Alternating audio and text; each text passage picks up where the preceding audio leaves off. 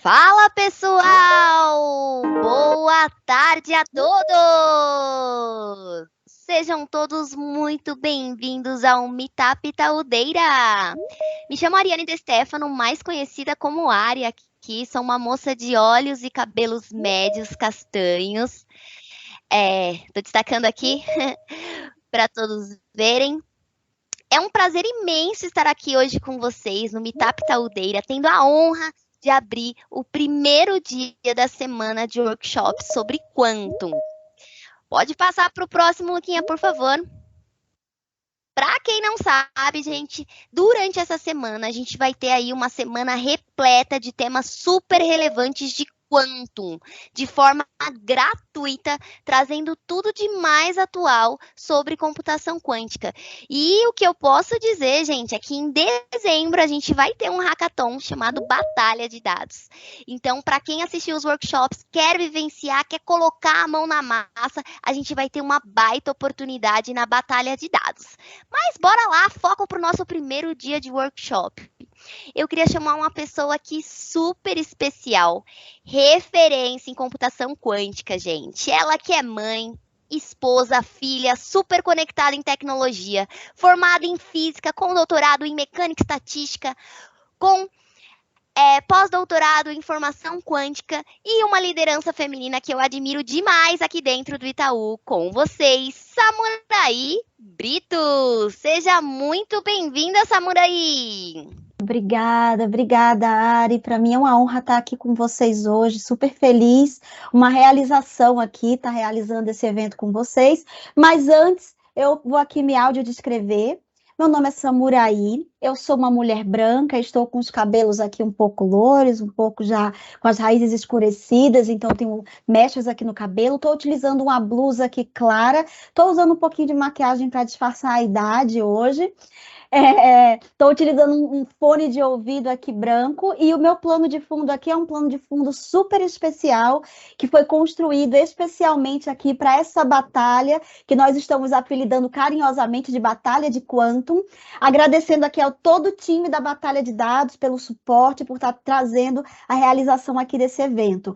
Antes aqui de passar para a estrela do dia, né, voltar para a área e depois vir aqui para a nossa estrela de hoje, que vai estar falando sobre otimização, eu queria falar um pouquinho do porquê da importância de nós estarmos falando aqui, né, e trazendo o tema de Quantum para dentro da batalha de dados.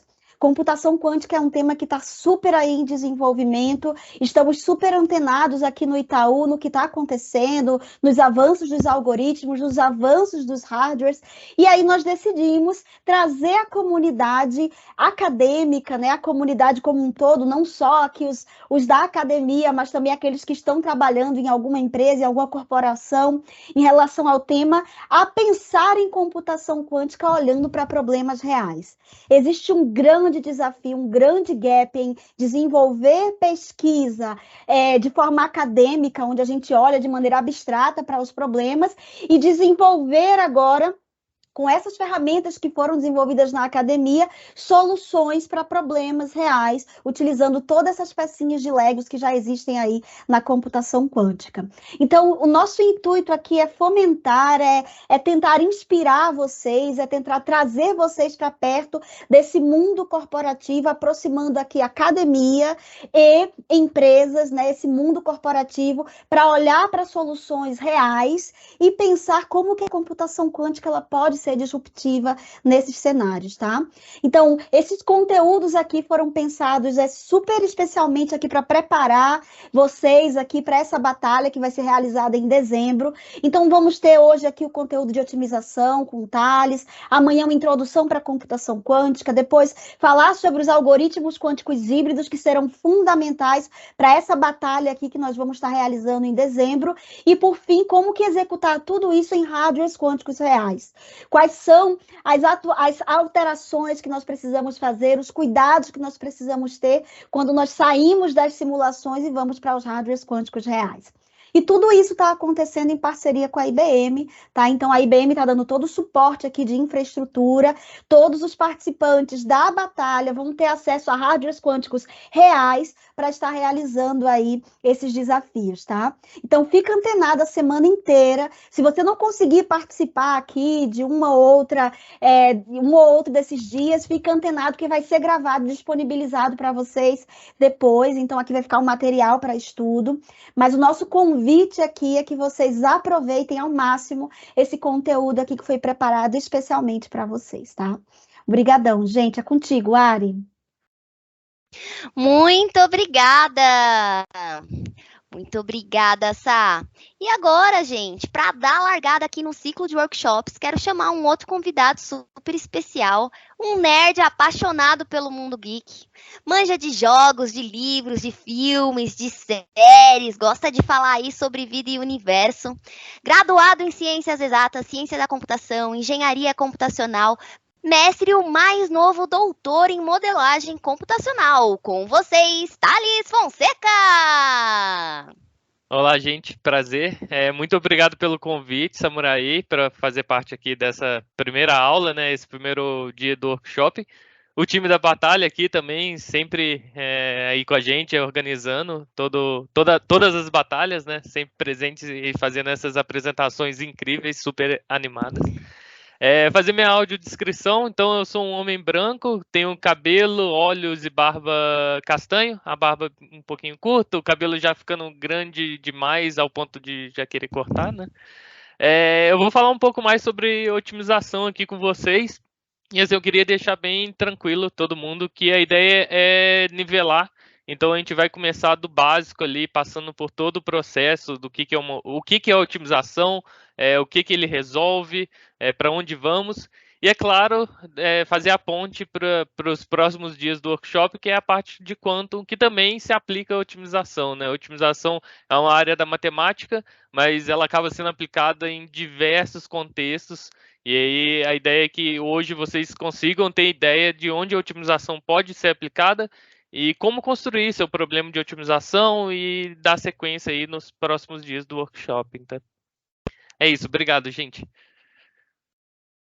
Muito obrigada, Thales! E antes da gente começar aqui com a pauta de hoje, que é super especial sobre otimização, eu queria divulgar, gente, o nosso canal. Então, se vocês tiverem dúvida, quiserem mandar a dúvida de vocês, no final da apresentação do Thales, a gente vai tirar as dúvidas. Então, usem esse QR Code. Ou se não, acessem diretamente no Menti, mandem as dúvidas de vocês ao longo aí da apresentação do Thales, porque no finalzinho a gente vai ter um espaço para tirar essas dúvidas, tá bom? Não se preocupem, vou mandar aqui no chat também. Nesse momento, o Thales vai capturar a tela para mostrar para vocês tudo sobre otimização. E qualquer dúvida, mandem aqui no nosso menti.com. Tá com você, Thales. Perfeito. Eu vi aqui nos comentários que teve gente perguntando se estava sendo projetado. Se tiver algum problema, gente, por favor, avisem para a gente tentar ver se é alguma questão aqui nossa, tá? Eu acho que a tela estava focando em quem está falando. É só se certificar de, acho que projetar a tela do Thales, porque eu acho que não estava aparecendo a tela para o pessoal, Ari. Ah, pessoal, se porventura não ficou em destaque, estávamos aqui em destaque as pessoas que estavam falando, mas é só vocês clicarem aí, ó, tá aparecendo como Thales Lima Fonseca. Cliquem uma vez que automaticamente já vai ficar no destaque para vocês. Eles estão vendo agora pelo chat e o pessoal tá dando ok. Ah, boa. Tá? Perfeito. Obrigada pelo feedback, galera. Pessoal, hoje aqui a gente vai falar, aqui eu estou compartilhando um notebook, tá? Nossa ideia é ser um pouco, nivelar também o conhecimento, né? Então aqui tem muito texto para a gente contar a história, o que é otimização. A gente vai ter alguns trechos de código, muito mais para mostrar para vocês ali realmente uma aplicação real, né? Como que seria, por que a gente toma algumas decisões ao detrimento de outras, tá? E aí eu começo aqui com a introdução à otimização. Então, igual eu comentei, né, a otimização ela é da matemática, né, mas ela basicamente se resume a um processo de tomar algo o melhor possível ou mais eficiente. Então, como que a gente consegue, através de otimização, né, melhorar algum processo? Então, eu trouxe aqui alguns exemplos, exemplos reais, tá? De otimização. Então, como que eu encontro o caminho mais curto de um ponto A para um ponto B? Quando a gente está pegou um Uber, a gente está indo de um lugar para outro, por trás, com certeza o Uber está utilizando algum processo de otimização para fazer você chegar do ponto A ao B o mais rápido possível, ou talvez com menor custo de gasolina para o motorista. A gente pode também pensar em otimização quando a gente quer aumentar o lucro de um determinado negócio. Então a gente consegue construir alguns produtos, vender alguns produtos, só que esses produtos requerem mão de obra, né? E aí você tem que escolher quantos produtos você vai construir, se você vai construir 10 produtos do A e 5 do B, e aí com esse intuito, como que você maximiza seu lucro, né? Como que você pega os seus recursos para maximizar ali o dinheiro final que você vai ter na sua conta. Como que a gente reduz tempo gasto para concluir uma tarefa, né? Então a gente pode seguir um processo e a ordem que a gente escolhe, né, para seguir esse processo, ela pode demandar um tempo muito maior e a gente consegue achar rotas ali do processo para reduzir esse tempo. Então isso também é um processo de otimização. E aqui até um exemplo muito mais próximo do mundo Itaú, né? Como que a gente encontra a melhor carteira de investimento, né? Então, no final do dia, você quer construir ali a sua carteira, você quer maximizar seu lucro, mas quer continuar uma carteira com um risco muito baixo. Como que você transforma isso num problema de otimização, para aí sim você otimizar e achar ali a resposta, tá? Então, aqui são alguns exemplos, é claro que existem outros, vocês podem pensar aqui, podem mandar no chat em algum momento se quiserem, mas aqui existe uma infinidade de oportunidades, né? A Ari falou ali da minha graduação, mestrado, doutorado. Nas 3 eu acabei trabalhando com otimização e cada uma eu trabalhei em otimização com um foco totalmente diferente, né? Na graduação era otimização de estrutura de pontes, quando eu era muito próximo da engenharia civil. No final, agora, o doutorado era muito mais na automação de criação de modelos de machine learning, né? Em ambos os casos, eu trabalhei com otimização, o foco era a otimização, só que o problema ali era diverso, né? Eu posso aplicar a otimização em vários cenários. E o ponto, um dos principais coisas que a gente tem que definir é as variáveis de decisão. Então, assim, quando eu quero fazer um processo de otimização, maximizar meu lucro, o que for, para mim poder fazer isso, eu tenho que ter algumas variáveis ali que eu controlo, que eu posso ter eu posso atuar nela, né? Eu posso dizer, beleza, eu achei que esse é o meu valor ótimo, essas são as variáveis que eu controlo, eu sei que é aqueles valores que vão realmente trazer o meu lucro máximo ou o que eu quero otimizar, né? Essas variáveis elas precisam ser minhas para mim poder tomar essa decisão. E assim, a gente pode. Aqui eu trago 3 tipos, tá, de variáveis de decisão, que é a variável contínua, as variáveis inteiras e até mesmo as variáveis binárias, né? A gente pode acabar abrindo um pouco mais, eu poderia falar, tem as variáveis categóricas, né? Mas a gente consegue fazer algumas conversões, então a variável inteira pode representar uma categórica, entre outros. Mas aqui são variáveis que eu controlo. Então, no meu dia a dia, na hora que eu for fazer uma modelagem, quando eu falar variáveis de decisão, eu estou falando as variáveis que eu consigo controlar, que eu consigo tomar uma decisão ali para realmente fazer o processo de otimização. Eu nunca vou colocar aqui variáveis de decisão, informações que eu não controlo, né? No final do dia, se eu penso num ativo, né? Qual que é o valor do YouTube 4 agora? Eu não controlo esse valor. Então, isso não é uma variável que eu utilizaria como decisão. Mas aqui eu trago alguns exemplos, né? O valor que eu quero gastar na compra de um ativo. Isso pode ser considerado, né, uma variável contínua que eu tenho controle. O quanto que eu vou gastar, né? Eu tomando essa decisão. Eu poderia também falar quantos papéis do YouTube 4 eu quero comprar. Eu posso falar, eu quero comprar 100 papéis, né, que é normalmente o valor mínimo ali, se não for fracionário, mas eu posso falar, eu quero comprar 100 papéis, 200 papéis. Então, isso são variáveis que eu também controlo, né? Eu vou informar quanto que eu quero comprar. E até mesmo as variáveis binárias aqui, que é o 0 ou 1, né? O sim ou não. É muito uma decisão se eu quero utilizar aquilo ou não, né? Se eu quero colocar aquele ativo na minha carteira ou não quero.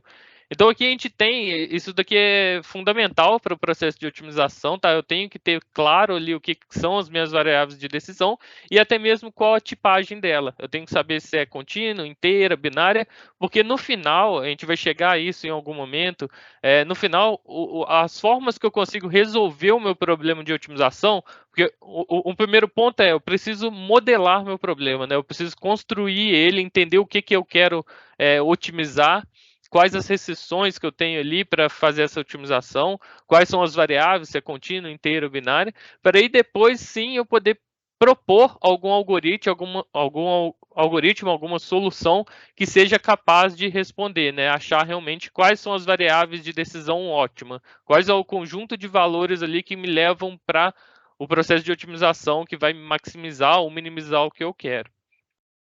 Então, assim, eu trago até como exemplo, e eu vou reforçar, é importante destacar que as variáveis de decisão são variáveis que são controladas por nós, tá?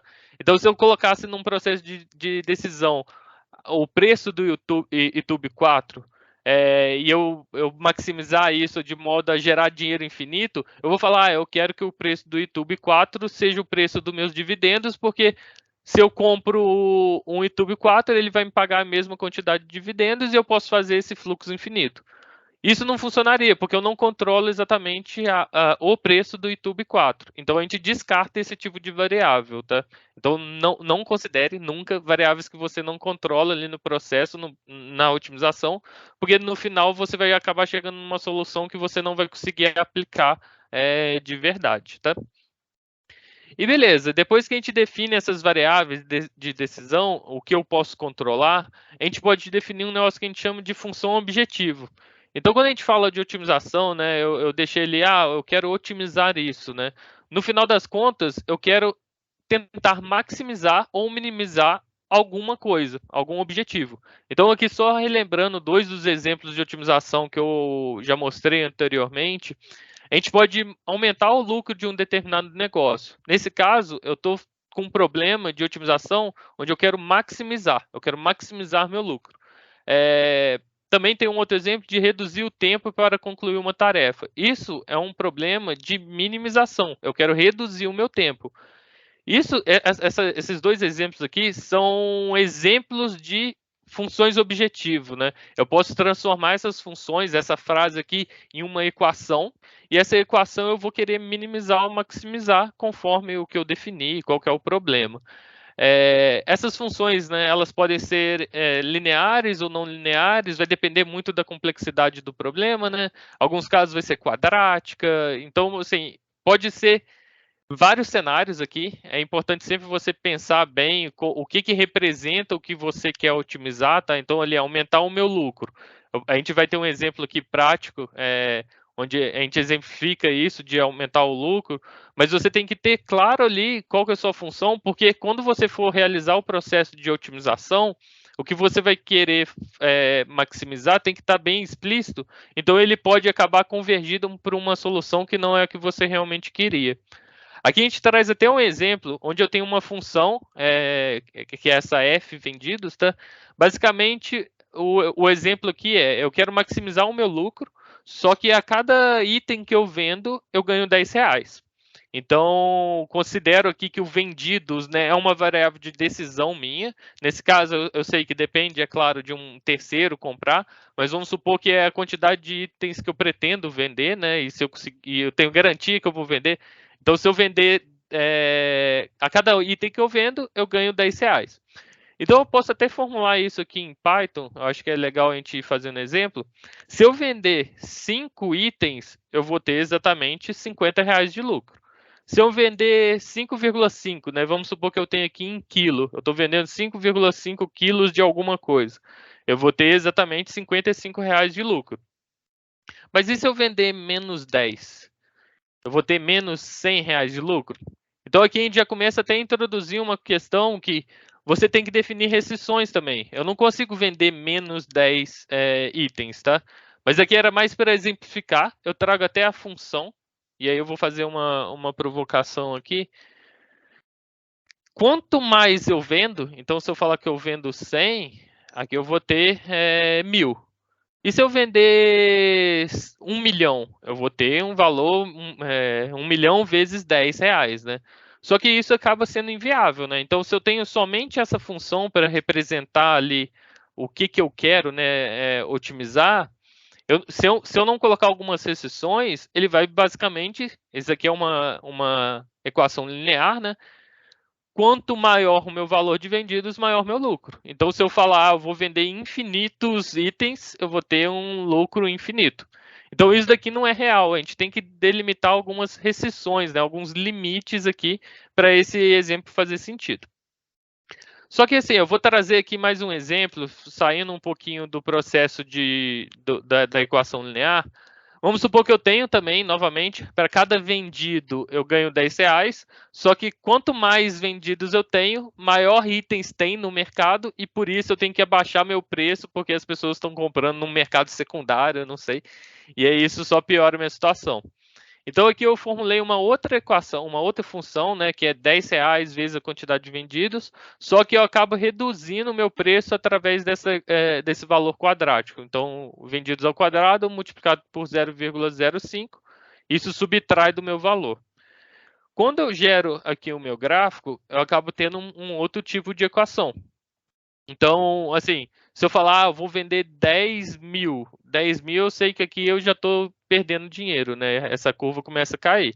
Então, existe aqui uma região ótima onde eu vou encontrar minha solução. Que no caso aqui, só para já deixar claro, é o valor igual a 100. Então, num processo de otimização, aqui apenas no olho, a gente conseguiu identificar que se eu estou otimizando exatamente essa função que descreve o meu lucro, né, o quanto que eu estou ganhando, eu consigo ver que a região aqui é a mais viável, né, porque qualquer coisa abaixo eu estou ganhando menos, qualquer coisa acima eu estou perdendo dinheiro porque meu preço está mais baixo. Então, eu tenho ali uma solução ótima, né? Só como que a gente faz isso, né? Como que a gente otimiza, como que a gente acha essas soluções através de algoritmos. Então, eu vou acabar mostrando aqui essa questão de restrições primeiro, eu vou mostrar um pouco de algoritmo, só que eu queria trazer mais um ponto, a gente não vai trabalhar tanto isso aqui, né, nesse workshop, na batalha, mas aqui a gente trouxe função objetivo, mas apenas uma função, né? Existem problemas de otimização onde a gente tem mais de uma função objetivo.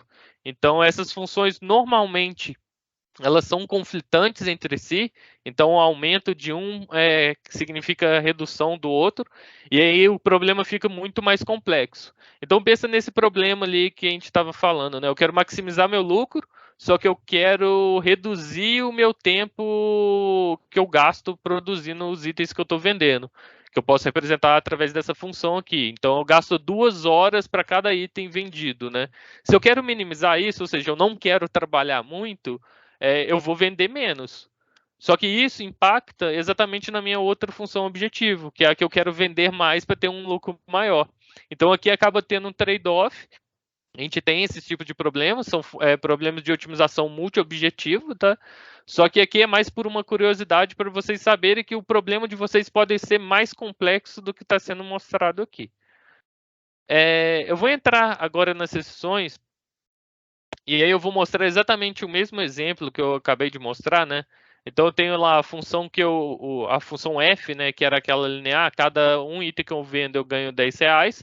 Então se eu vendesse 100 itens, eu teria R$1.000.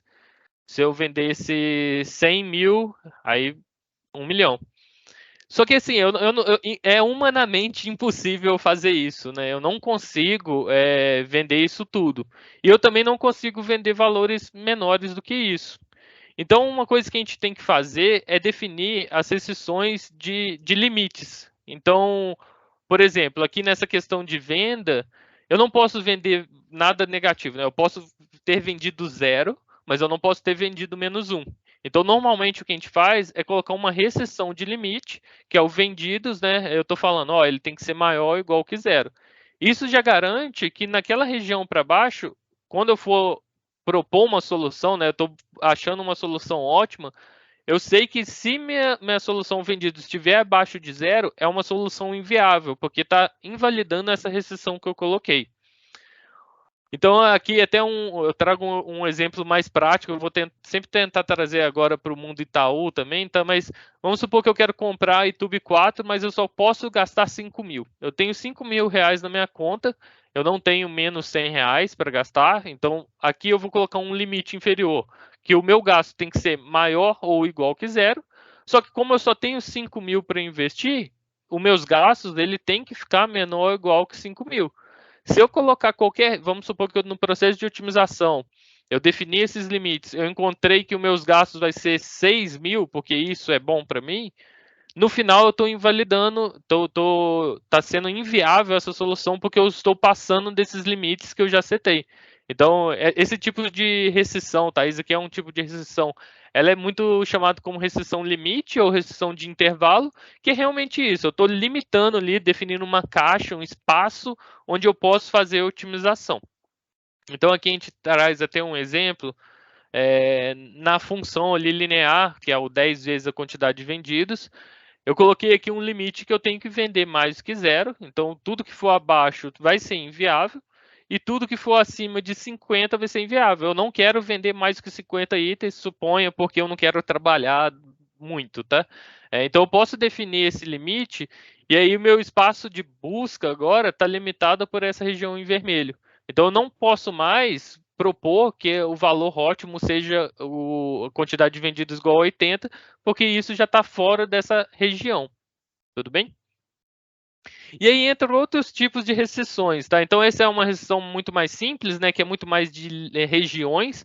A gente pode acabar trazendo restrições de desigualdade e igualdade. Então o que aqui eu acho que fica muito mais fácil trazer como exemplo, tá? Vamos supor que a gente quer vender dois tipos de itens, tá? O item A e o item B. Para cada item A que eu vendo, eu ganho 10 reais, e para cada produto B que eu vendo, eu ganho 8 reais. Só que tem uma questão, eu tenho que ter alguns conjuntos de materiais, né? Eu preciso ter madeiras e pregos para construir o A. Então, para mim construir um produto A, eu gasto 2 madeiras e 4 pregos, enquanto para construir o produto B, eu gasto 3 madeiras e 1 prego. Só que eu só tenho em estoque 40 unidades de madeira e 25 unidades de prego. Então, o que eu tenho que definir? Eu tenho que definir essas restrições que são restrições de desigualdade. Como eu comentei, né, eu gasto 2 madeiras para produzir o A e 3 madeiras para produzir o B, a soma disso, né, tem que ser menor ou igual a 40, porque eu só tenho 40 unidades de madeira. E a mesma coisa serve para prego. Então, eu preciso de 4 pregos para construir A e 1 prego para construir B, só que eu só tenho 25 pregos no total. Então, a gente acaba definindo restrições aqui de desigualdade para definir em qual região do espaço ali de busca que eu posso trabalhar. Aqui eu acho que visualmente fica muito mais interessante de ver. Basicamente, o que a gente está fazendo? Tá? Uma das restrições aqui, a que está em azul. A azul representa exatamente a quantidade de madeiras e a vermelha a quantidade de pregos. O que a gente quer é tudo que esteja abaixo dessa reta. Então, tudo que está abaixo da reta azul, tudo que está abaixo da reta vermelha. Isso me dá uma região onde as soluções propostas são válidas. Então, se eu encontro uma solução ótima aqui, tá inviável tanto a restrição de quantidade de madeira quanto quantidade de pregos. E somente essa região que está abaixo das duas realmente são regiões factíveis, né? Regiões onde eu posso realmente encontrar a minha solução, tá? E assim, eu vou trazer a questão do tempo agora aqui para dentro, né? Para trazer as restrições de igualdade. Ali está de desigualdade, então se eu gastasse menos do que 40 madeiras, tudo bem. Se eu gastasse menos de 25 madeiras, tudo bem. Desde que esteja abaixo disso, eu nunca posso gastar mais recurso do que eu tenho. Mas vamos supor que eu quero trabalhar exatamente 40 horas. Eu não quero trabalhar mais do que isso. E para construir o produto A, eu gasto 5 horas. E para construir o produto B, eu gasto 6 horas. Como eu quero trabalhar exatamente 40 horas, eu acabo colocando essa restrição. Então, 5A, né? Eu gasto 5 horas para produzir A, mais 6 horas para produzir B. A soma disso, né, da produção dos dois, tem que ser exatamente igual a 40, porque eu não quero trabalhar nem a mais nem a menos do que isso. Então, quando eu rodo aqui de novo esse gráfico, eu continuo tendo as restrições de desigualdades, então a região válida, né, é tudo que está aqui nessa região aqui para baixo, para as restrições de desigualdade. Só que quando eu coloco uma restrição de igualdade, quer dizer que minha solução tem que estar exatamente dentro dessa linha verde. Passou aqui nessa parte verde também, mas acima do vermelho já é inviável. Então a gente acabou assim, as restrições de igualdade, elas são restrições muito fortes. Percebe? Antes a gente tinha duas restrições de desigualdade, que a gente tinha uma área muito grande onde a gente poderia ter as nossas respostas, tá? Acabou que a gente ficou aqui numa região muito menor quando a gente introduz uma restrição de igualdade. A gente só pode trabalhar em cima de soluções aqui dentro.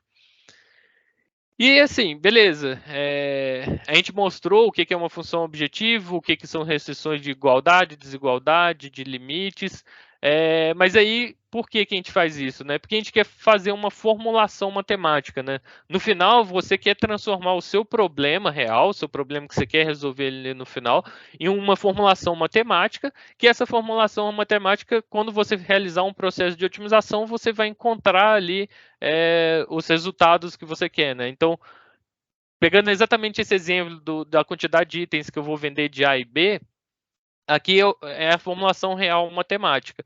Eu tenho uma função objetiva que eu quero maximizar, ou seja, eu quero maximizar o meu lucro, que é 10 vezes A mais 8B, que isso vai me trazer em reais o quanto que eu estou ganhando, só que eu estou trazendo aí as restrições aqui da madeira, restrições de prego, as restrições de tempo, né, que eu quero trabalhar, e tudo isso tem que ser maior ou igual que zero. Eu estou colocando aqui o limite maior ou igual que zero porque eu não posso vender menos 10A ou menos 10B, tá? Então a gente acaba colocando esses limites. Eu posso sim vender, ter 10.000A? Posso. Aqui essa restrição não vai impedir isso. Mas as outras restrições, pela quantidade de recurso que eu tenho, ele vai acabar restringindo para a gente. Tá? E assim, trazendo de novo as variáveis de decisão, né, que foi o primeiro ponto que eu trouxe, a gente vai ter ali também que definir, variável real? Isso daqui vai, aquele espaço de busca, A e B, ele só assume valores inteiros? Ele assume valores reais? Ele assume valores binários? Isso tudo precisa ser definido também para a gente formular ali o nosso problema de otimização. Aqui é bem legal, vou voltar rapidinho. Aqui ele vai funcionar muito bem se as nossas variáveis de decisão forem reais, porque é muito fácil, né? Eu tenho só muito fácil entre aspas, mas eu tenho que achar dentro dessa reta aqui qual que é o valor de x e y que vai estar maximizando minha função objetivo.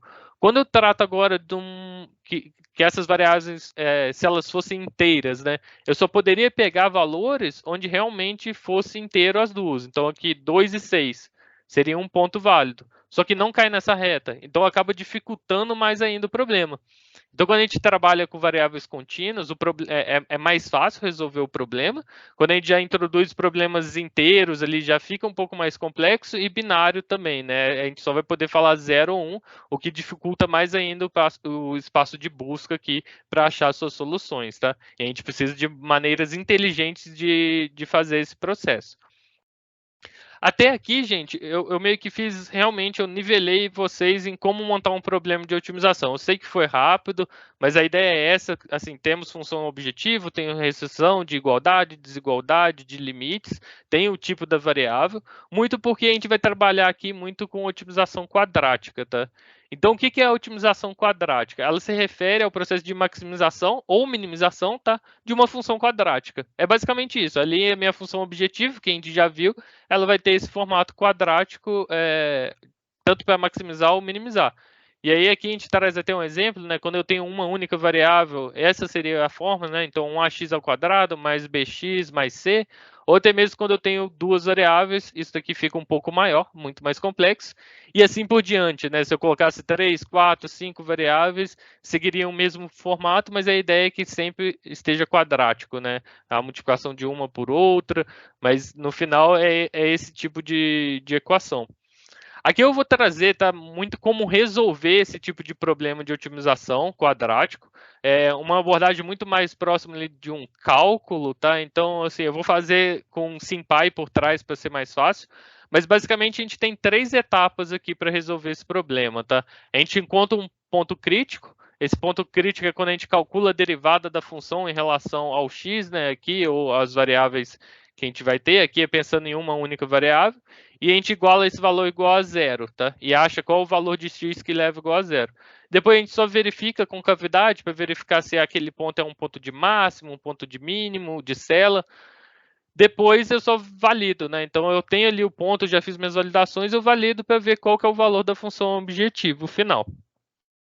Então aqui eu trouxe exatamente aquele exemplo que estava anteriormente, né? Que a gente já sabe que a resposta é 100, tá? Mas é aquela função que 10 vezes o vendido, R$10 que eu estou ganhando por vendido, menos esse 0,05 vezes vendido ao quadrado, né? Isso já torna aqui uma função quadrática, então cabe numa otimização quadrática, tá? Então a primeira coisa que a gente faz, né? Aqui eu estou usando o SymPy, tá, gente? Que é uma forma muito mágica aqui no Python, que ele trabalha de forma simbólica, então eu não preciso ficar na mão aqui calculando a derivada, ele vai fazer isso para mim. Então aqui eu tenho a função, né, conforme eu descrevi ali em cima, eu vou calcular a derivada primeira. Então ele me dá aqui qual é a derivada primeira, que é 10 menos 0,1 vezes a quantidade de vendidos, e eu vou igualar isso a zero para achar os pontos críticos, tá? Então aqui ele achou que um ponto crítico é o 100, e aí eu vou fazer a derivada segunda muito para verificar essa concavidade. Então, quando eu rodo aqui para achar a derivada segunda, eu tenho um valor de menos 0,1. Se a derivada for positiva, né, essa segunda derivada ela for positiva, é um ponto de mínimo ali. Se ela for negativa, é um ponto de máximo. Então, quando a gente olha aqui, é um ponto de máximo, né? A gente está analisando exatamente esse valor 100, que é o ponto crítico, nessa região aqui, com a derivada segunda, e a gente sabe que exatamente nesse ponto aqui está dando uma derivada negativa, uma derivada segunda negativa. Então eu sei que aqui é um ponto de máximo, então eu consigo afirmar que esse ponto aqui, o de 100, ele maximiza essa minha função que eu estou buscando. Então, quando eu verifico, né, eu vou pegar essa solução e rodar, ele está me falando, ó, para a quantidade de vendidos igual a 100, meu lucro é 500. Esse foi o melhor valor que eu encontrei. Isso através de cálculo aqui, tá, gente? A gente fez a derivada primeira, a derivada segunda, e achou um ponto crítico, verificou a concavidade e achou o valor ótimo, aqueles 3 etapas. Beleza, aqui eu trabalhei com uma função de uma única variável, né? Então, era um problema muito mais simples. Aqui eu trouxe até para exemplificar como que seria para mais de uma variável. Então aqui eu tenho meu x e meu y, aqui é uma otimização quadrática também, tá? Então do mesmo jeito, eu vou rodar o SymPy, eu tenho aqui minha função, tá? Ele não fica tão bonitinho igual aqui em cima, mas é exatamente a mesma equação. O que eu vou fazer, né? Como eu tenho mais de uma variável, eu tenho que calcular a derivada parcial. Então, eu vou pegar a minha função, fazer a derivada em relação a x, a derivada em relação a y, e vou ter duas novas funções, e eu vou igualar isso a zero, tá? E aí, ao igualar isso a zero, eu tenho um sistema de equação, onde eu vou buscar ali qual que é o meu valor de x, qual que é o meu valor de y. Então, basicamente, essa parte do código, eu estou fazendo isso. Eu igualo a zero essas duas equações que eu encontrei, essas duas derivadas parciais, e resolvo o problema. Então, se eu estou igualando igual a zero, eu estou buscando aqui qual o valor de x e y que resolvem essa equação. Eu não consigo afirmar ainda somente com isso se é um ponto de máximo, um mínimo, mas ele já me dá os pontos críticos, né? Os pontos que eu posso considerar que vão otimizar, minimizar ou maximizar meu problema. Então aqui ele achou um valor, tá? Então o x de menos 7 dividido por 10 e o y de menos 3 dividido por 5.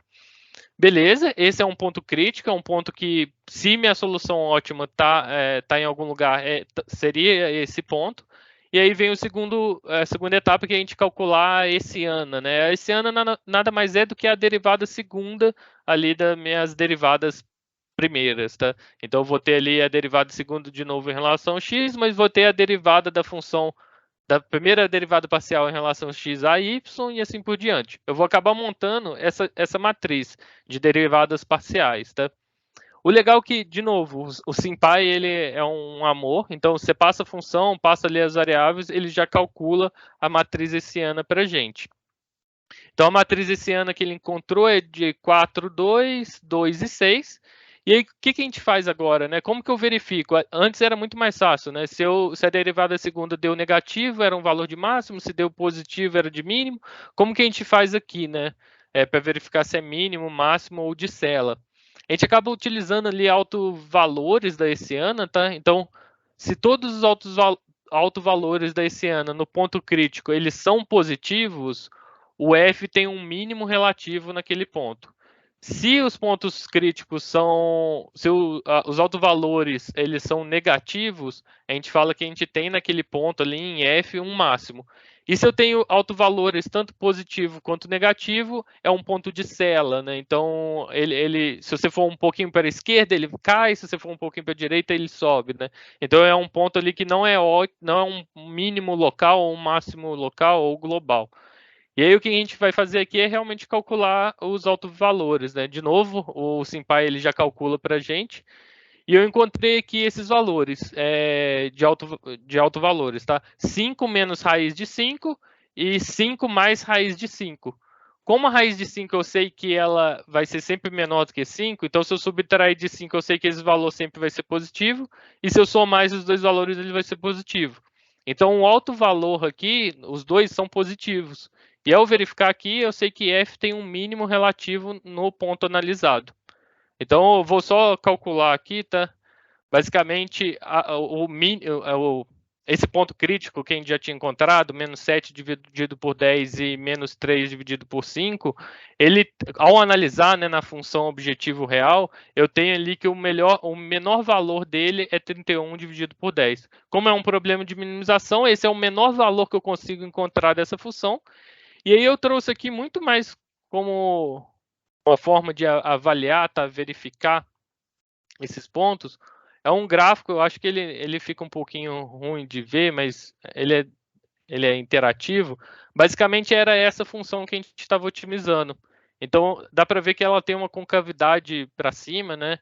E aqui é exatamente o ponto, esse ponto vermelhinho, é o ponto onde a gente achou, que era o 7 dividido por 10, né, que dá esse valor, e o menos 3 dividido por 5, se não me engano. E aí o resultado que a gente tinha achado no processo de otimização era 31 dividido por 10, né, que é exatamente 3,1. Então aqui a gente consegue ver que a gente realmente achou a solução para esse problema de otimização quadrático. Só que uma coisa legal, né, que eu não trouxe para vocês. Beleza, eu mostrei que tinha restrições, né? Problemas de otimização não necessariamente precisam ter restrições de igualdade e desigualdade, mas eles podem ter. E como que eu resolvo um problema, né? Uma forma, tá, gente? Aqui, é claro, a gente está simplificando, é um workshop. Existem N formas de fazer N coisas aqui, tá? Daria para usar outras soluções, outros algoritmos, mas a gente traz aqui sobre penalização. Então, como que eu transformo aquela minha restrição de igualdade em uma penalização, ou seja, como que eu atribuo ela na minha função objetivo para que eu não tenha aquela restrição e eu possa trabalhar ali na minha função objetivo com essa penalização, né? Para mim, sempre que eu cair nessa região que é inviável para mim, eu penalizo aquela função objetivo. Então, se eu queria minimizar ela, eu somo um valor para tornar aquela região inviável, ou se eu queria maximizar, eu reduzo aquele valor para tornar também inviável. E uma forma de fazer isso é fazer a soma desse valor de penalização na minha função objetivo. Então, aqui é para restrição de igualdade, tá? Então, aqui está num formato matricial, mas eu trago um exemplo para vocês. Vamos supor essa região aqui, tá? Então, eu tenho essa função aqui que é um seno, tá?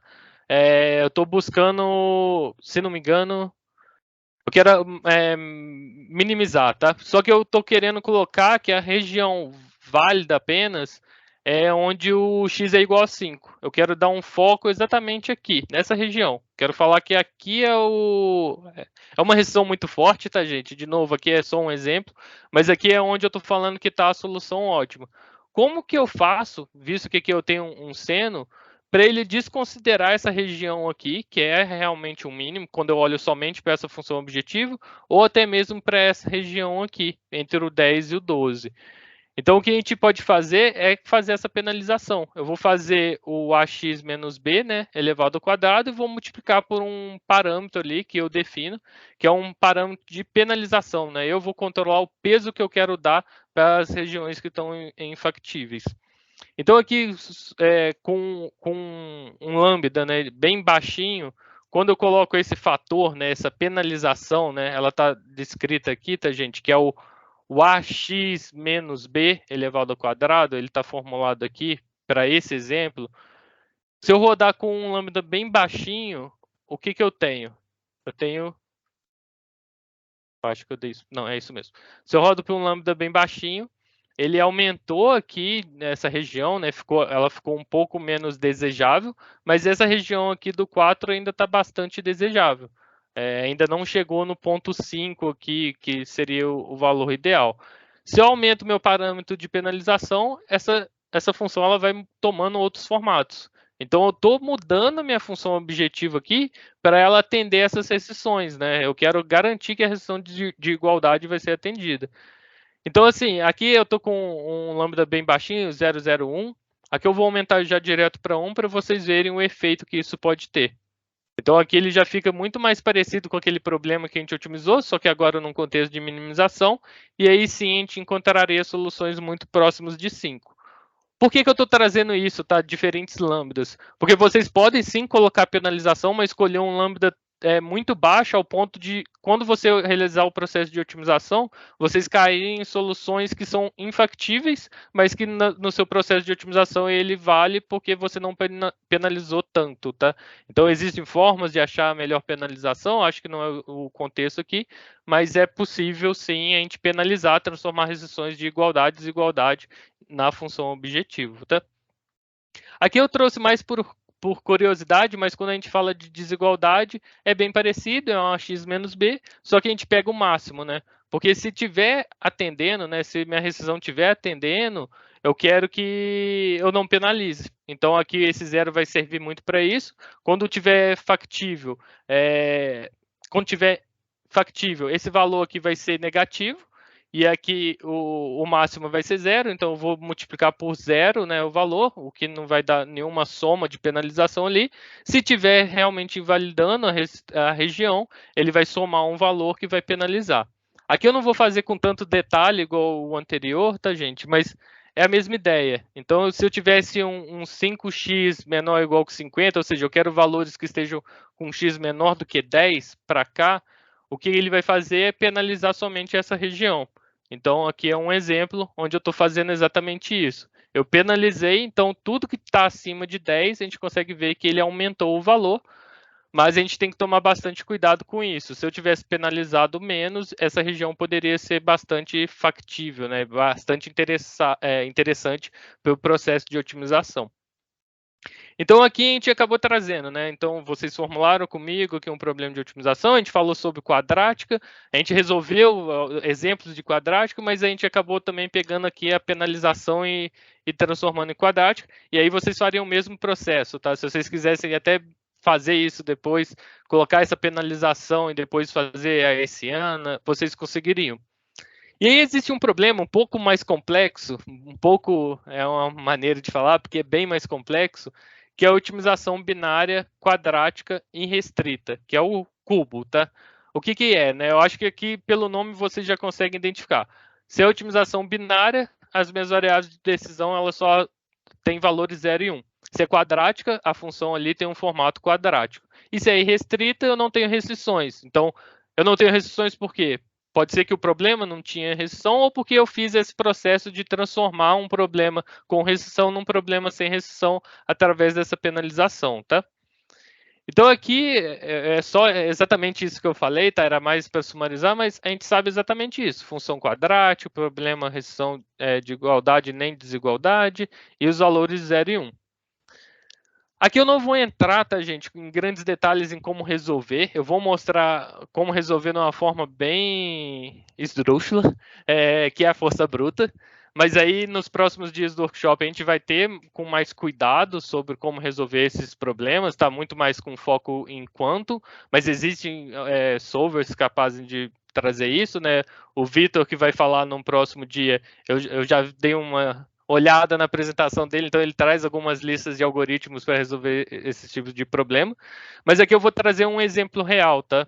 Então, vamos supor que eu quero montar uma carteira de investimento onde a gente vai escolher exatamente 3, tá? Exatamente 3 ativos entre 5 possíveis. Então, acaba que eu vou ter ali minhas variáveis de decisão 0 ou 1. Se eu escolho ou não escolho aquele ativo, tá? Entre os 5 possíveis. E a gente quer também escolher os ativos que têm um alto retorno financeiro. Eu quero escolher porque eu quero ficar rico logo. Então, assim, eu não vou escolher ativos ruins, eu quero que traga bastante retorno financeiro para mim. E a gente quer uma baixa covariância entre esses ativos. Por que isso? A covariância ela vai medir a tendência de dois ativos se moverem na mesma direção ou em direções opostas. Então, se eu compro duas ações que eu sei que quando uma sobe, a outra vai subir também, isso é uma alta correlação. Então, a gente quer reduzir isso, porque se eu for comprar ações parecidas, eu foco em uma só, eu não preciso ter outros ativos, tá? Então vamos supor aqui que eu tenho esses valores de retorno, tá? Cada um ativo é representado por uma variável, x1, x2, x3, x4, x5. Esses valores que vão ser 0 ou 1, tá? E aqui ele vai me dar um retorno em percentual daquele ativo. Então, se eu coloco o ativo 1, quer dizer que eu estou tendo um retorno de 3%. Se eu coloco o ativo 2, 4%, e assim por diante. E eu tenho essa matriz também de covariância, tá? Eu não vou entrar nos valores cada caso, mas basicamente o que está falando é, quando eu analiso x1 com x1, ele está 0, mas quando eu analiso x1 com x2, aqui vai ter um valor, né, representando ali a covariância entre eles, tá? E aí, como que eu formulo, né? Então, dando atenção para o primeiro ponto aqui, tá? Eu vou reescrever ele aqui. A gente quer montar uma carteira de investimento onde vamos escolher exatamente 3 ativos entre os 5. Então, assim, como eu falei, são valores 0, 1. Então, aqui eu tenho restrições de limite. x1, x2, x3, x4, x5, ele vai ser 0 ou 1. E eu tenho uma restrição de igualdade aqui, uma restrição forte, onde a soma desses valores tem que ser igual a 3. Eu não quero escolher mais do que 3 ou menos que 3, eu quero escolher exatamente 3. Então, eu posso colocar uma restrição de igualdade igual a essa. Olhando para o segundo ponto, que é o queremos escolher ativos que tenham um alto retorno financeiro. Isso daqui eu estou definindo exatamente qual que é a minha função objetivo. Eu quero maximizar o meu retorno. Então eu quero fazer 3x1 mais 4x2 e assim por diante, né, a soma disso, eu quero maximizar. Então se eu escolher o x, só olhando para isso, se eu escolher o x5, eu estou maximizando, eu estou pegando o que tem um maior valor.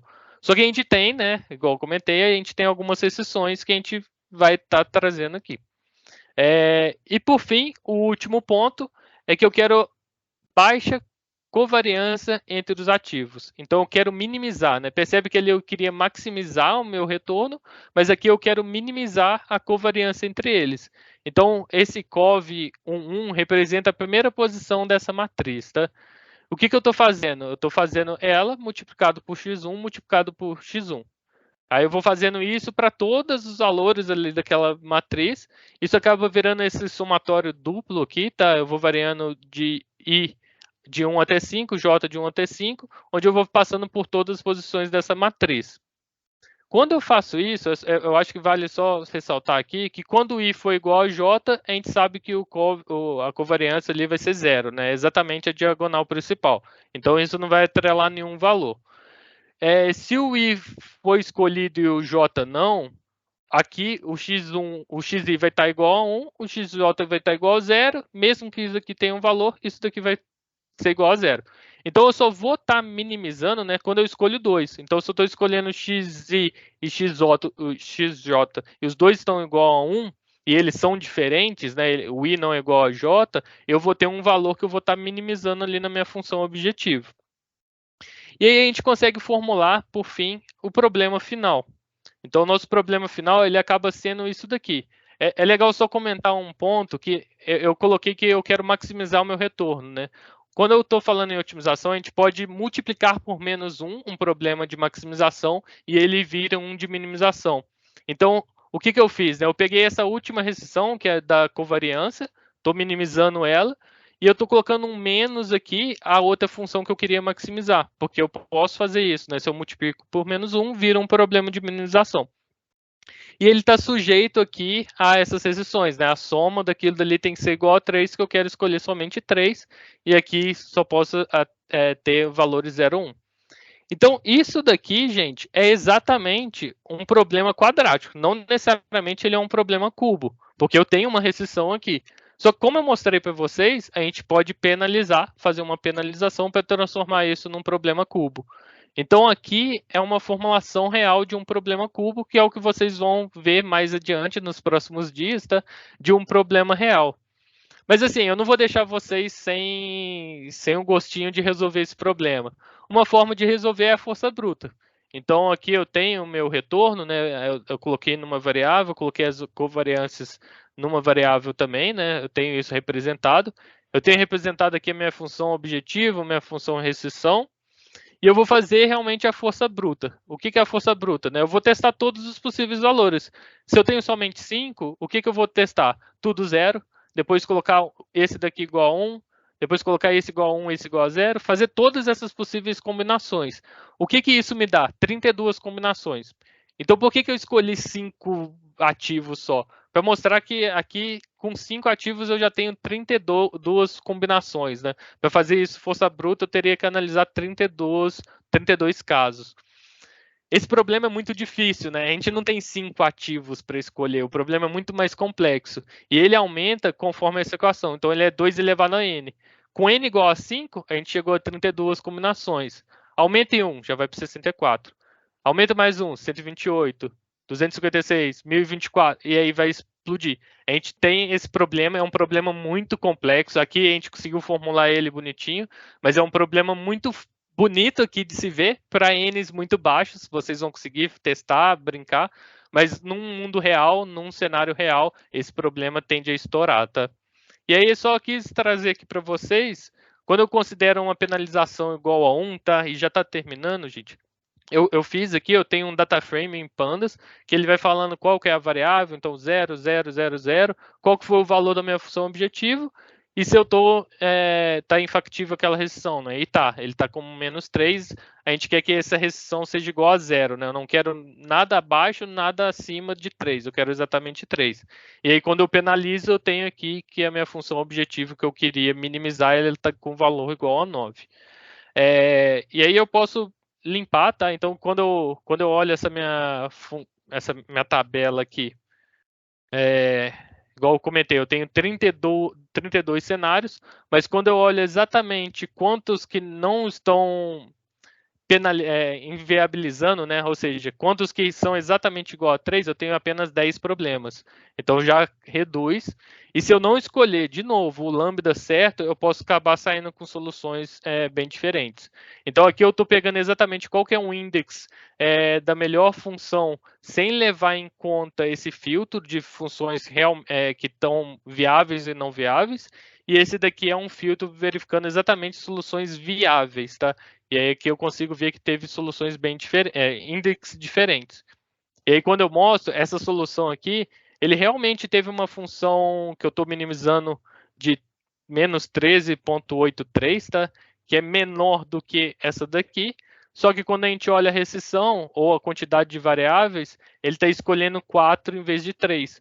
Então, para mim, isso não importa. Ele pode estar com a melhor função objetivo de todas. Essa solução não é importante, não é relevante para mim, né? Ela não me traz uma solução viável. E aí por isso que a gente tem que verificar se as restrições realmente estão corretas, para aí sim eu conseguir tomar uma decisão. E aí nesse processo força bruta, ele escolheu o 2, 3 e o 5 como os ativos que eu deveria selecionar. Mas aí eu deixo aqui, para finalizar a apresentação, existem formas melhores? Tem, e eu vou deixar para meus colegas nos próximos dias do workshop. Obrigado, gente. Show de bola, Thales. Muitíssimo obrigada. Conteúdo aí de primeira para vocês, gente. Várias palminhas subindo aqui. Vi que tem algumas pessoas com a mão levantada, não sei se confundiu aí com palmas, mas se for uma dúvida, eu vou pedir para vocês enviarem no nosso canal de dúvidas, tá, gente? Tá aí na telinha, tinha mandado aqui no chat também. Mandem a dúvida de vocês, porque neste momento a gente vai começar o Itaú Responde. Temos aqui diversas perguntas, Thales. Bora começar. Só um momentinho. As variáveis de decisão são controláveis ou depende do tipo da variável? Normalmente a gente tem... Normalmente não, né? A gente tem que tem que ser variáveis que a gente controla, exatamente porque se a gente não controlar, eu posso chegar numa solução, igual eu comentei, né? Eu posso falar que o preço ótimo do Itaú para mim é o valor do dividendo, porque aí sim eu consigo comprar ele e o quanto de dividendo ele me dá, eu recompro ele e eu faço dinheiro infinito. Então, assim, as variáveis de decisão têm que ser variáveis que a gente vai conseguir controlar no final do dia. Aqui é um exemplo, né? Eu quero escolher a minha carteira ali de ativos. Eu posso escolher entre o ativo 1, 2, 3, 4 e 5. Mas eu não posso escolher o quanto que ele está me dando de retorno. Porque se eu estou escolhendo o quanto está de retorno, eu estou controlando ali o mundo por trás, né? Então não faz sentido. Então as variáveis de decisão, quando a gente está trabalhando com elas, né, num processo de otimização, são variáveis que a gente controla, né? São variáveis que a gente consegue alterar, mexer, para e sim a gente refletir isso no valor da função objetiva em algum momento. Thales, só um ponto até para complementar aqui essa resposta. As variáveis de respostas, em geral, elas estão associadas ao tipo do problema que você está querendo resolver, tá? Então, assim, você define se para o teu problema faz sentido que a variável seja binária, dependendo da forma que você constrói. Se você formular o problema de um outro jeito, pode ser que naquela formulação a variável ela seja float, ela seja real. Então, dependendo da maneira como você formula o problema, você já define de antemão o tipo de variável que você vai trabalhar na otimização, tá? Perfeito, perfeito. Boa, temos outras perguntas aqui. Considerando que o universo da otimização financeira é tratável classificadamente, qual a vantagem de utilizar QC, uma vez que temos limitações como ruído? Abre parênteses aí, NI, SQ, baixo número de qubits. Eu vou deixar para especialista no assunto responder essa semana aí, por favor. Boa. Não, perfeito. Olha só, esse é o grande desafio que a gente quer trazer aqui para a batalha, tá? Então, nós temos inúmeros métodos super robustos para resolver problemas de otimização classicamente, mas vocês viram que na fala do Thales ali, quando a gente vai resolver, por exemplo, um problema tipo cubo, né? Ali, variáveis binárias, o tanto de combinações que a gente tem ali de respostas possíveis, e aí eu não estou falando aqui envolvendo as restrições, cresce exponencialmente com o número de variáveis que nós temos no problema. Então, chega um espaço que as possibilidades são tantas que, mesmo com os métodos mais avançados que nós temos aqui, classicamente, nós não conseguimos resolver com tanta precisão esses problemas, e eles se tornam desafiadores para a computação clássica. E aí, alguém até colocou aqui no chat, né, quando o Thales estava comentando lá, 2 elevado a n, alguém colocou superposição, meio que a palavrinha mágica aí da computação quântica. Então, todos os métodos ali que estão sendo explorados hoje de otimização, né, com computação quântica, é exatamente explorando esse espaço de superposição, esse espaço ali de manipular dados que é exponencialmente maior do que a gente tem aqui classicamente. Então, nós acreditamos, não existe ainda, né, uma ciência exata para trazer para a gente ali uma resposta que sim, a computação quântica ela vai ser disruptiva. O que nós estamos fazendo é investigar onde, a partir de que momento, qual vai ser ali o limiar, onde nós precisamos ali abandonar a computação clássica e abraçar a computação quântica, e ela sendo esse potencial aí disruptivo. E é esse desafio que a gente quer trazer para vocês, tá? Então se prepara, vamos lendo aí, estudando, que o desafio é sobre isso. Boa! Temos uma outra pergunta. Tentei aprender um pouco sobre computação quântica, porém a física sempre se tornava uma barreira. Não sei se isso ainda é verdade hoje em dia, mas se sim, teria algum material que vocês indicariam? Quer que eu puxe, Thales? Por favor. Olha só, a física, a computação quântica, eu vou começar do contrário, né? Ela já foi de domínio da física. Hoje, ela é domínio de quem quiser, é como ciência de dados, né? Você não diz que é da matemática, você não diz que é da estatística, você não diz que é da computação, né? Hoje em dia é de quem estuda, é de quem está interessado, é de quem vai atrás das ferramentas e domina essas ferramentas. Para a computação quântica não é diferente. Óbvio, entender um pouco de física quântica, por exemplo, o que é superposição, o que é emaranhamento, mas sem todos os detalhes e matemática ali que a física quântica exige, é necessário para que você entenda o que você está fazendo ali, o que você está criando no computador quântico, mas você não precisa ter uma formação profunda em física para poder trabalhar com computação quântica. E aí, dentro desse contexto, uma biblioteca super didática e interessante, que inclusive é a biblioteca que nós vamos estar utilizando aqui durante os workshops e na batalha, é o Qiskit da IBM. Lá tem desde o primeiro passo, como criar o seu primeiro circuito quântico, indicando ali os conceitos básicos. Então, você já vai aprendendo, à medida que você vai programando esses circuitos, essas soluções, você vai aprendendo também sobre física quântica, o que é necessário, e a matemática ali por trás, para poder construir seus primeiros programas com computação quântica. Então, eu indicaria ali, em termos de aprender codando, a biblioteca do Qiskit. Alguém já colocou até aqui no chat, eu agradeço. É uma biblioteca super didática e eu aconselho ali a todo mundo que está interessado usufruir dessa biblioteca, tá? Sá, aproveitando aqui, pegando gancho na sua resposta, tem gente perguntando quais livros de computação quântica vocês indicam para quem está começando no assunto. Então, olha, tem um livro que eu gosto bastante. Infelizmente, eu já vou trazer aqui um ponto que ainda é negativo, mas acredito que com o tempo vai mudar. Nós não temos muito conteúdo mão na massa, computação quântica em português.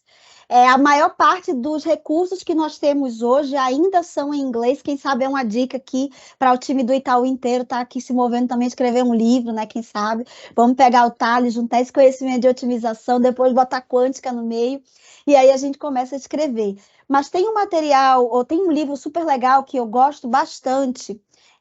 Inclusive, eu tô com ele aqui, deixa eu ver se eu consigo.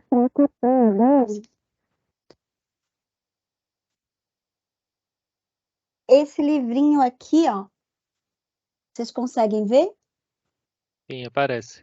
Tá, o nome dele é Introduction to Classical and Quantum Computation. Então, ele traz aqui uma visão super legal de como que você deve aprender computação quântica, como que você entende computação quântica baseado nos fundamentos da computação clássica, tradicional.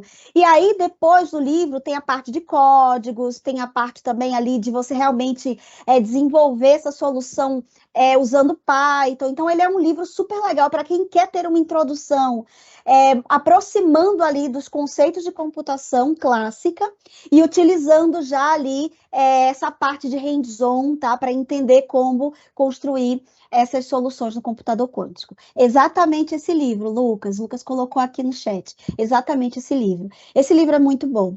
E para quem quer conceitos, tem um livro que eu acho fantástico, que é Quantum Computing for Quantum Curious.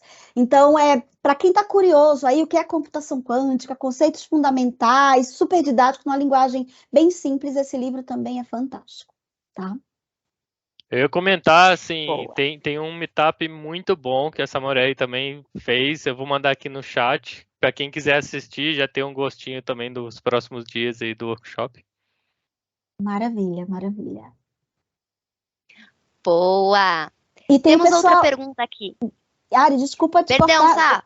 O pessoal está compartilhando aqui também várias fontes no chat, tá, gente? Então, assim, não sou a única fonte aqui, na verdade, o pessoal está super compartilhando. A ideia é isso, é a gente espalhar conhecimento aqui, compartilhar informações. Então, obrigada a galera que está compartilhando aqui esse conteúdo. Boa! Temos uma outra pergunta aqui. Dentro da área de dados no Itaú, é possível trabalhar somente com otimização ou ela é um dos escopos de uma função? E quais conhecimentos devemos focar para ficar muito bom em otimização? Acho que assim, no nosso dia a dia, otimização sempre está envolvida, né? Então, assim, eu quero colocar uma tabela. Opa, Tá eu vazio. estou andando só 10 segundos. Então, isso daqui é 25 milissegundos. Opa, Vazou o acho que áudio de talvez alguém. entrou aí vazou alguma tela? Pô. A gente está no nosso dia a dia, né? Então, igual eu comentei, ali quando eu fiz minha graduação, mestrado, doutorado, cada um eu trabalhei com otimização de forma diferente, né? No nosso dia a dia no trabalho é a mesma coisa, né? A gente quer melhorar o nosso modelo, a gente quer melhorar o nosso processo de gestão de dados. Existem, é claro, áreas que têm um foco muito maior na otimização, né? Então, existe um time que fala, né, quanto que vai ter de dinheiro em cada agência, porque ele sabe ali por alguns N processos o quanto que vai ter de demanda, né? Eles têm que fazer um processo de otimização para saber o quanto de dinheiro eles vão colocar lá, vão tirar, quanto de dinheiro vai ter nas agências, e aí tem um profissional específico, né, que é um modeleiro mesmo, com foco em otimização matemática. Mas assim, é que nem eu comentei, otimização está no nosso dia a dia, né? Tudo que a gente quer fazer, de certa forma, a gente está querendo otimizar. E aí no Itaú, assim, é meio que, eu acho que é responsabilidade de todos, assim. É claro, às vezes não é tão claro que você está fazendo uma otimização, esse processo igual eu fiz aqui, mas no core é sempre otimização, né? Aí se alguém quiser, Samurai, se quiser complementar, fica à disposição. Não, é isso mesmo. Super concordo, Thales.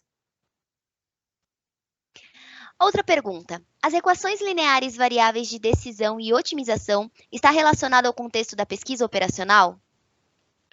Quando a gente, aí, ali muito perto do Simplex, né, que é um solver clássico aí, quando a gente está trabalhando ali com restrições e função lineares, sim, mas assim, a gente quis trazer, eu sei que o exemplo está muito próximo disso, tá? Mas a ideia é assim, primeiro, eu tento até aconselhar isso, tá? Primeiro faça o seu modelo, né, a formulação matemática, entenda ali para ver se o problema realmente tem aquelas equações que representam realmente o seu problema, para aí sim você buscar alguma solução, se é programação linear, inteira, mista, o que for. É claro, essa Moraí bem trouxe, né? Em alguns casos você pode ter modelado o problema de uma forma e você reconstruir ele de uma outra forma que as variáveis de decisão vão assumir outros formatos, outras restrições, isso é natural. Mas, assim, sim, para a resposta, mas eu só quero trazer essa importância de você primeiro modelar, né? É claro que todo modelo está errado de partida, né? É uma representação do real, mas tente primeiro modelar, ver se realmente você está atendendo todas as exceções que você tem no seu problema, se a função objetivo realmente é a que você queria, né? Você está realmente maximizando ou minimizando o que você quer. Para aí depois você começar a analisar, putz, cheguei numa solução que é linear, restrição linear, agora qual solver que eu uso, né? Aí talvez ir para um simplex, para uma programação operacional, né? Boa, obrigada. Próxima pergunta. Existe um termo sinônimo ao de penalização? Para mim não está fácil de assimilar. A penalização é tipo uma perturbação que faz com que a função se adeque às nossas restrições? É basicamente isso, porque assim, quando a gente tem uma função função objetiva ali, ela vai ter um formato bem definido, né, que você construiu ali no seu problema. Só que quando você coloca restrições, você está falando regiões daquele espaço onde sua solução é inviável. Então, se você caiu numa região inviável, aquela solução não deveria ser considerada, mesmo que ela seja a que minimiza aquela sua função objetiva ao máximo. Porque se é inviável, quer dizer que no dia a dia, na hora de aplicar, você não vai conseguir colocar ela em prática. E aí sim, a gente faz essa penalização, né, essa perturbação, ou até mesmo uma criação de uma nova função objetivo que já leva isso em conta, realmente para tornar essa região que era, de certa forma, interessante, né, na função objetivo, em uma função numa região ali que seja menos interessante, né? Você está tornando aquele espaço que é infactível, mas que tinha um valor bom para a função objetivo, num valor pior para aí sim no processo de busca você não escolher essa região. Mas sim, pode ser se chamar penalização, perturbação, São vários nomes para a mesma coisa, né? Realmente tornar a região infactível não desejável no processo de otimização. Tá? Boa. Tem aqui, ó, elogios, ótima apresentação. Os lambdas têm a ver com multiplicadores de Lagrange? Exatamente, exatamente. Aqui o exemplo foi muito simples, né? Apenas um multiplicador, mas é exatamente isso. Só queria trazer um Boa. ponto aqui, eu acho que somando um pouquinho com esse de penalização, antes da Ari passar aqui para a próxima pergunta, juntando com multiplicadores de Lagrange, né? O exemplo que o Thales trouxe aqui foi um exemplo bem simples, né? Quando a gente tem ali uma igualdade, uma restrição que representa uma igualdade, então é fácil você transformar isso em uma penalização na função objetiva. E o Thales colocou muito bem aqui que, na verdade, quando você coloca a penalização ali, você está construindo uma nova função objetiva, você está mudando a forma dela de tal maneira que você agora, com essa perturbação ou penalização, até colocaram aqui, né, punição, também pode ser esse termo, você está mudando a forma de tal maneira que você deixa mais expressiva a parte que você quer que seja ali a tua resposta, ou de mínimo ou de máximo, né, da função. Mas quando a gente tem desigualdade, aí a coisa é bem diferente, tá? Então, assim, é legal vocês darem uma lida nesse assunto. A gente vai trazer também aqui dentro dos próximos workshops, mas a desigualdade, ela traz um desafio maior para que a gente transforme em penalização, tá? Então, nem sempre é tão suave, nem sempre é tão simples assim. Sair de um problema quadrático com restrições para um problema que é cubo, né, sem restrições, tá? Então, só esse ponto de atenção aqui que eu acho que vale trazer. Muito porque os exemplos são até toys aqui, né, Samurai? E já é meio forte ali as suposições, num problema muito mais complexo, é sofrência, né? Total. Pode explicar melhor a questão de matriz hessiana?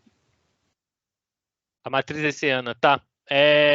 Basicamente assim, quando a gente tem mais de uma variável, assim, a primeira derivada ali parcial eu não sei se eu consigo compartilhar, Ari? Pode compartilhar, Thales. E aí depois dessa a gente faz mais 2 perguntinhas. Galera tá animada, participativa, muito bom, gente. Vocês estão aqui com experts de computação quântica, de otimização. Muito bom saberem que estão aproveitando. Bate-papo riquíssimo por aqui. Deixa eu só voltar aqui aqui, perfeito. Assim, quando a gente trabalhou com apenas uma variável ali em cima, a gente, para achar o ponto crítico, a gente derivava aquela função, e a derivada normal, né, em relação a x, e igualava a zero. E aí eu achava qual era o valor x, qual que era aquele ponto que é o meu ponto crítico, né? Um ponto que talvez seria de máximo, mínimo, cela. E aí depois eu fazia uma derivada segunda dessa mesma função, aplicava naquele ponto para verificar isso, né? Se o valor fosse negativo, era um valor de máximo, se fosse positivo, era um de mínimo. Quando a gente traz aqui esse ANA está demonstrando exatamente essa derivada segunda. Só que como a gente tem 2 variáveis agora, tanto o x quanto o y, eu vou ter que fazer a derivada 2 vezes, né? Então, primeiro eu fiz uma derivada, né, parcial aqui em cima, deixa eu até mostrar. Eu peguei exatamente essa minha função e derivei ela em relação a x, e aí encontrei essa equação, e depois eu fiz a derivada dessa mesma função em relação a y. Eu encontrei essa equação aqui. O que é hessiana? A hessiana é a continuação dessas derivadas. Então, aqui eu tenho a derivada parcial primeira, né, em relação a x. Quando eu faço de novo a derivada parcial em relação a x, eu tenho exatamente essa primeira posição. Mas se eu pego aqui agora essa derivada, a primeira derivada parcial em relação a x, e faço a derivada dela de novo, só que agora em relação a y, eu tenho exatamente essa outra função aqui. Então, basicamente, a hessiana, ela nada mais é do que a derivada segunda ali, né? A derivada parcial de todas as variáveis 2 vezes, né? Primeiro x com x, depois x com y com x e y com y. Isso vai me dar uma matriz. É claro, aqui o problema é muito simples, né? Então, quando eu derivo, ele já acaba encontrando ou o valor 4, 2, 2 e 6. Mas em problemas talvez mais complexos aqui a gente teria realmente equações, né, a derivada expressa como um valor, e aí sim eu atribuiria esse ponto crítico nele para ver qual que é o valor, qual que é aquela matriz em número mesmo, né? E aí sim eu calcularia um alto valor, e através desse alto valor e essa regrinha aqui que eu passei, eu consigo dizer se aquele ponto ali é um de máximo, um de mínimo, um de cela, tá? Mas basicamente é isso, ele é como se fosse a derivada segunda para várias variáveis, tá? Ele acaba sendo uma expressão um pouco mais complexa, assim, mas é basicamente isso, é a derivada em cima da derivada que a gente fez anteriormente. Eu não sei se era nesse sentido, no sentido matemático a pergunta, tá? Boa, obrigada, Thales. Nada? Ó, para fechar aqui, temos mais outras duas perguntas. Uma do Alexandre Castro. A pergunta dele é sobre otimização no método cubo. Utiliza métodos gradientes numéricos? Peraí, ó. A otimização do método cubo utiliza métodos gradientes numéricos, calculando sempre gradiente e hessiana? Não, então, assim, eu trouxe ali como resolvia quadrático, tá? Eu acho que eu não vou entrar em detalhes aqui, mas existem N formas de resolver um problema de otimização, tá? A Samurai aqui com o time, ela está propondo muito a parte quântica, né? Eu sou um cara que sempre estudou a parte evolutiva, os algoritmos evolutivos. Então, existe um algoritmo que é o algoritmo genético, né? Você joga um possível valor, verifica o quão bom aquela solução é, e aí num processo evolutivo, baseado na teoria da evolução das espécies, ele consegue convergir para uma região ótima. Isso é uma forma de resolver esse problema. Quanto é uma outra forma.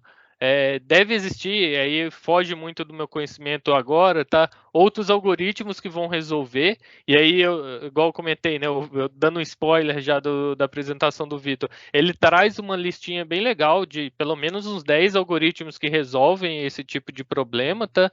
Mas assim, existem formas de fazer, existem N formas de fazer, por ser um problema bem complexo, né? Eu acho que vale até trazer de novo esse gráfico aqui, bem rapidinho, que era o gráfico lá das restrições, tá? Quando a gente trata um problema real, de novo, é muito fácil. Eu tenho que achar uma solução que está dentro dessa reta. Quando eu já trato como um problema inteiro, ou seja, eu tenho que ser 1, 2, 3, 4, percebe que a região, ele vira um grid, né? E esse grid tem casa certinho com todas as minhas restrições. A mesma coisa serve para o binário. Ele é 0 ou 1, ele vai estar bem fixo. Eu não posso falar que é 0,5. Então tem os cuidados, e assim, uns cuidados muito, bem complexo, que você tem que tomar para fazer o seu processo de otimização. No processo ali do gradiente e tal, eu acabei saindo com alguns pontos críticos. Então, deixa eu só pegar um exemplo aqui. Aqui, tá? Eu achei um ponto crítico que é menos 0,7 e o menos 3 sobre 5. São valores reais. Se eu não achei aqui um valor binário inteiro, esse método aqui já não me atende. Então, assim, se eu seguir por essa estratégia, eu posso dar sorte de achar um ponto crítico que seja binário ou inteiro, mas é muito difícil, né? Então, existem outras técnicas, outros solvers, né? Outros processos de otimização que vão ser mais inteligentes, mais adequados para resolver o problema, tá?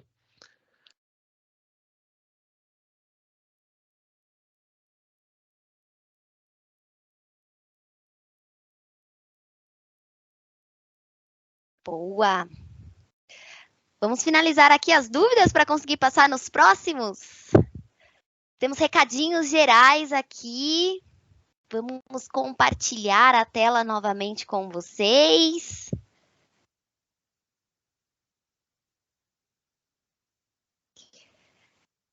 Galerinha, muito obrigada. Aqui, Momento da U Responde, cheio de perguntas, muito legal. Samurai Thales aqui respondendo a galera. E aí eu queria lembrá-los que ao longo dessa semana nós teremos outras agendas. Então amanhã é Introdução à Computação Quântica com o Marcelo Garcia, aqui do Itaú Unibanco, junto com um convidado especial da IBM. Depois, na quarta-feira, teremos Algoritmos Quânticos Híbridos, que é com o José Vitor. E na quinta-feira teremos hardware quânticos com o André Juan, que também é aqui do Itaú, junto com um convidado da IBM, tá? Além disso, gostaria de passar aqui com vocês os nossos canais. Temos aí o YouTube Meetup Itaúdeira, lembrando que todas as nossas agendas aqui do Meetup, elas serão gravadas e disponibilizadas nesse canal do YouTube. Também temos nossa comunidade Meetup, então vocês se inscreveram na nossa comunidade, vocês vão receber todas as agendas que estão acontecendo. E também, para quem tem interesse aqui em tópicos de Data Science, acessem ao Medium. Eu vou printar aqui, mandar para vocês no chat. Fiquem tranquilos, sei que é muita coisa, mas fiquem ligados aí, são canais que o Itaú está presente, que disponibiliza muito conteúdo bom, de qualidade, com vários experts e de forma gratuita, gente. Então, fiquem conectados aí nos nossos canais. Além disso, gostaria também de trazer para vocês algumas oportunidades que temos aqui dentro do banco. Oportunidades aí, tanto... Pode passar mais um, por gentileza?